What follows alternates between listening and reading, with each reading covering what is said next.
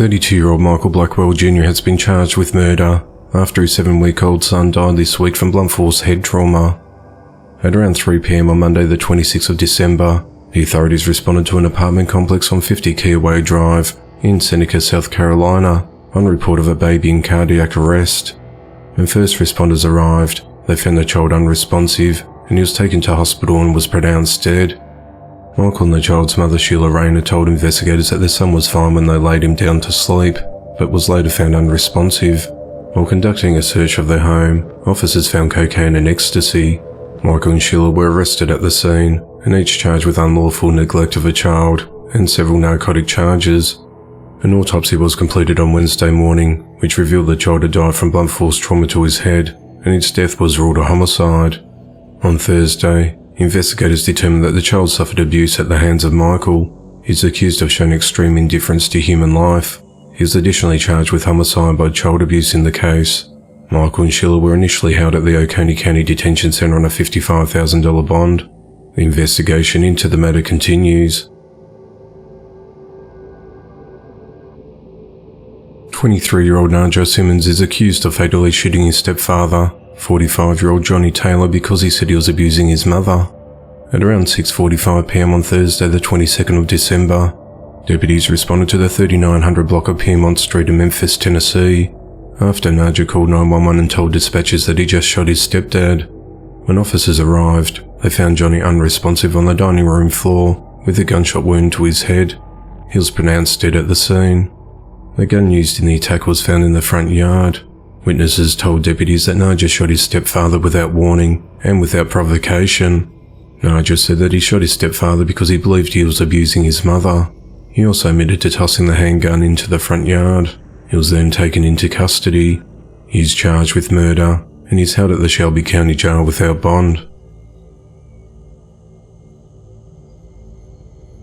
46-year-old Tony Dunn of Indiana is facing multiple charges after authorities say he beat a woman in the snow and injured a baby she was holding on to. At around 5 p.m. on Tuesday the 27th of December, officers responded to a residence in the 1700 block of East Pell Avenue in Evansville on reports of domestic violence. The victim told police that it had been happening over the last few days. She said one time it was because he didn't like how the Christmas presents were wrapped. The woman said he choked her, threatened to kill her, and took her phone so she couldn't call police.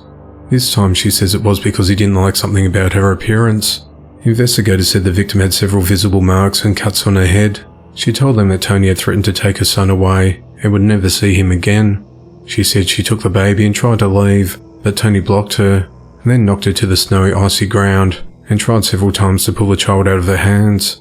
Police said that the incident was captured on camera and Tony could be seen pushing the victim's head to the icy ground.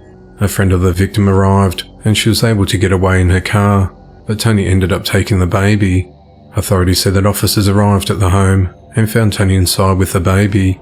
They said the child had visible injuries on his head, foot and hand. Officers also found a bag of magic mushrooms in Tony's pocket. Tony was arrested and charged with confinement, neglect resulting in injury, strangulation, battery, and intimidation. He's held at the Vanderburgh County Jail on a $5,000 bond.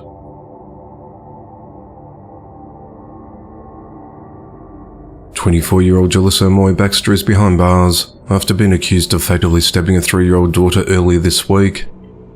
At around 2 a.m. on Tuesday the 27th of December, Jalissa made a 911 call. She said she just killed her young daughter in the apartment, located at 1051 Northeast 163rd Street in North Miami Beach, Florida.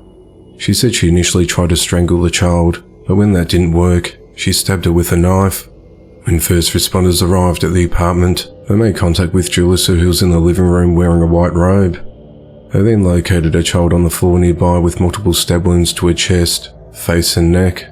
She was pronounced dead at the scene. A knife was found laying next to her body. Jalissa was taken into custody without incident. Jalissa was unemployed and received an eviction notice just days prior to the slaying.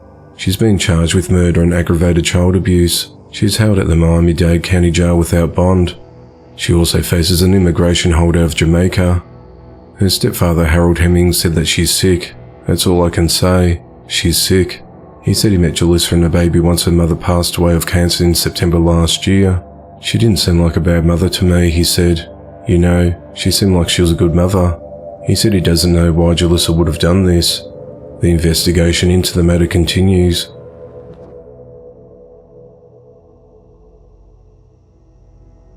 Hello? Hi, this is Operator Brown from the North Main Beach Police Department on a recorded line. Did you call for the police? Yes. Okay, what is your name? Jalissa? Ulissa? Jalissa Baxter. Jalissa, hi. Can you tell me what's happening there?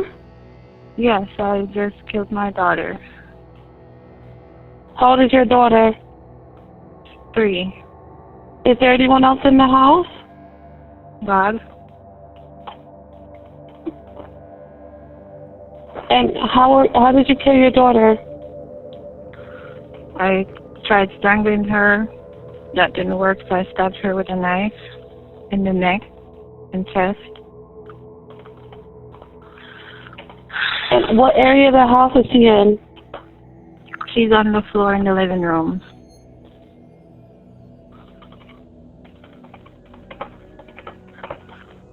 Do you still have the knife? I do. Is it in your hand? No. Can you tell me what you're wearing, Ulissa? A robe. What color is your robe? White.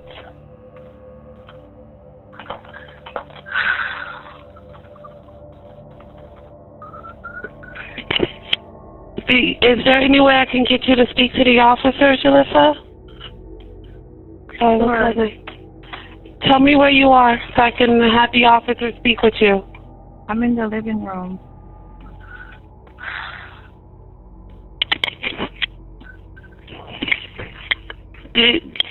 Okay, I'm going to speak with the officers, okay? Just give me one moment, okay?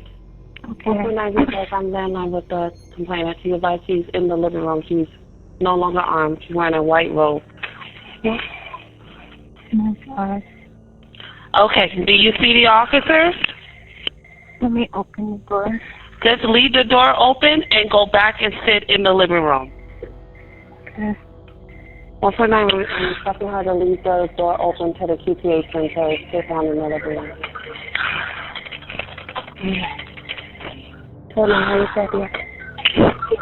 I'm right here. Oh my God. 149, goodbye. We're in the stage right through moving. Huh?